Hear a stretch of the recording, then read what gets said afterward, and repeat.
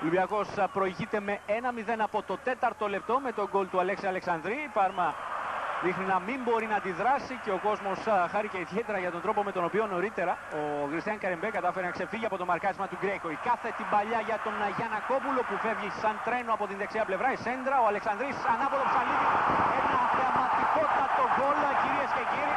Ο Αλεξανδρής λες και έχει κάνει συνδρομή εδώ και αρκετά χρόνια με αυτή την θέση και κυρίως με αυτόν τον τρόπο που είναι ακόμη πιο εντυπωσιακός από τον γκολ που είχε πετύχει κόντρα στην ΑΕΚ στο 4-3 σε αυτό το γήπεδο, το πιο καθοριστικό παιχνίδι για την κατάκτηση του πρωταθλήματος. Είναι το δεύτερο γκολ του Αλέξη Αλεξανδρή στο 14ο λεπτό. Ο Αλεξανδρής ο οποίος ζήγησε και πάλι την προερχόμενη παλιά από τον Στέλιο Γιαννακόπουλο. Και κοιτάξτε πώς κατάφερε να νικήσει τον Ταφαρέου για δεύτερη φορά στο παιχνίδι.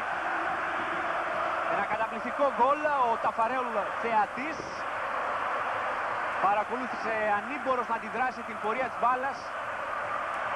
Οι παίκτες του Ολυμπιακού δείχνουν να χαίρονται περισσότερο φυσικά από ότι οι αντίπαλοι της Πάρμα αυτό το παιχνίδι και οι θεατές, οι οπαδοί του Ολυμπιακού, την απόδοση των παιχτών του Τάκη Λεμονή και σε αυτήν την περίπτωση την δεύτερη στο παιχνίδι την